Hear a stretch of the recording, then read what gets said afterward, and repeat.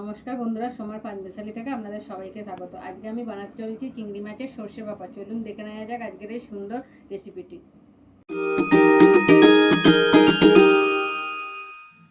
বন্ধুরা, একটা বাটিতে আমি সর্ষের তেল নিয়ে নিয়েছি, একটু আদা বাটা,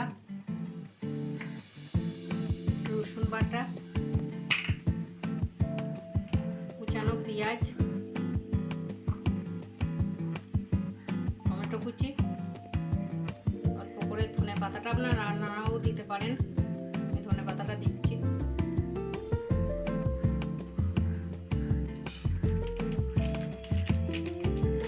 কালার হওয়ার জন্য কাশ্মীরি লঙ্কা গুঁড়ো,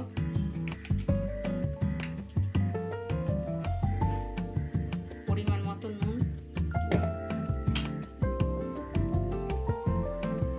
লঙ্কা গুঁড়ো অল্প করে, আপনারা কাঁচা লঙ্কা দিয়েও করতে পারেন। আমি গুঁড়ো লঙ্কাটা একটু দিচ্ছি। হলুদ গুঁড়ো, আর এটা সর্ষে পোস্ত বাটা একসাথে আমি গুলে রেখেছি 5 মিনিট আগে, এটা আমি দিয়ে দিলাম। দিয়ে একসাথে ভালোভাবে এটা মেখে নেব। আর স্বাদ মতো একটুখানি চিনি দিচ্ছি। চিনিটা আপনারা নাও দিতে পারেন, আমি একটু দিচ্ছি স্বাদটা ভালো হওয়ার জন্য। এটা ভালোভাবে আমি মিক্স করে নেব। বন্ধুরা, আমি চিংড়ি মাছটা একটু হালকা করে ভেজে নিয়েছি। আপনারা নাও ভাজতে পারেন, কাঁচাও দিতে পারেন।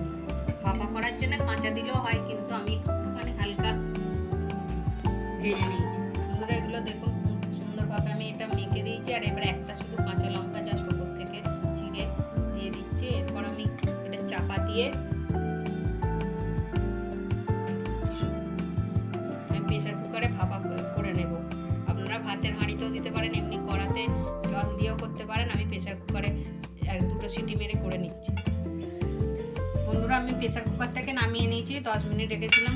দেখুন কত সুন্দর লাল হয়েছে, আর তেলও ছেড়ে দিয়েছে। উপর থেকে বোঝা যাচ্ছে যে এটা সেদ্ধ হয়েছে। কাঁচা লঙ্কাটাও দেখুন কেমন সেদ্ধ হয়ে গেছে, আর সবুজ নেই, কালারটা চেঞ্জ হয়েছে। এর মানেই বোঝা যাচ্ছে যে সেদ্ধ হয়ে গেছে। এরকমভাবে করে নেবেন।